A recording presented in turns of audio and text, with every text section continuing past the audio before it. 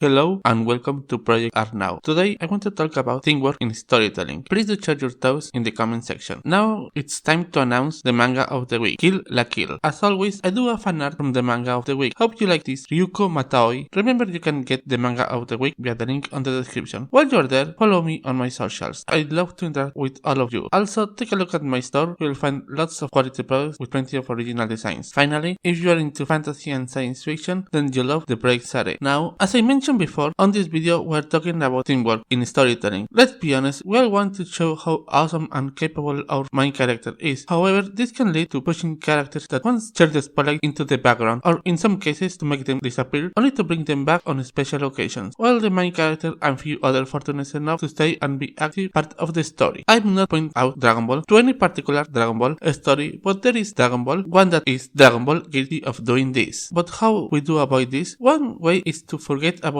having just one main character and having instead a cast of characters whose skills are relatively on the same level or that complement each other. A prime example is the Teenage Mutant Ninja Turtles. Sure, Leonardo is the leader, but he's not the main character. All the four turtles are equally important, and on their own they stand no chance against Shredder and the Foot Clan. That being said, it is perfectly fine to have storylines that focus only on one or two characters. For example, I remember this one episode where Master Splinter was testing the turtles and Michelangelo doesn't do particularly well, so his brothers decide to help out. I don't remember all the details, but while on that episode Michelangelo was the star of the show, the rest of the characters are not being pushed aside. But what if you want to have a main character that is leaps and bounds more powerful than the rest of the cast? Well, one wonderful example is Avatar: The Last Airbender. Now, from the early episodes, Aang proved to be skilled. However, I wouldn't say he was that much powerful than the rest of Team Avatar right from the beginning. Of course, by virtue of being the Avatar, and ends up being far more powerful than the rest of them. And yet, they all have an important task to accomplish. Making it in a way where Aang being overpowerful, it's sort of irrelevant, because if they would have removed any of the members of Team Avatar, realistically speaking, they would have lost the 100 Years War. Now, there are many other great examples of teamwork. We have the Straw Hat crew from One Piece. Once again, Luffy might be the main character, however, every member of the crew carry their own weight. A similar mechanic can be seen with the Wizards of Fairy Tail, where even the weaker ones have a role, granted a small one, but a role nonetheless, and it is important for them to follow it. It is also worth mentioning that a team could perfectly be just a duo. We have the famous dynamic duo Batman and Robin. Now, the interesting thing about Batman is that more often than not, he's working alone. It has been proved that he's more than capable of being part of a team, whether it's just having Robin alongside or as a part of a bigger team as the Justice League. Now, I want to talk about the teamwork on my book. What I have is 12 characters who at first have practically nothing in common. With a couple of exceptions, they are all from different planets. However, when they are being hunted down by the deadly mercenaries known as the Polar Star Mercenaries, they find each other. Now, if they want to save their lives, they must work together using their various powers to face the one behind it all, the evil Fairy Blossom. Despite not knowing each other from that long, they managed to make a good team. Of course, there's a reason for that, but I cannot tell you because that'd be a spoiler. But if you want to know more, well, remember to check out the link as always in the description box. I thank you all for watching, and I wish you all to come back next week. Bye bye.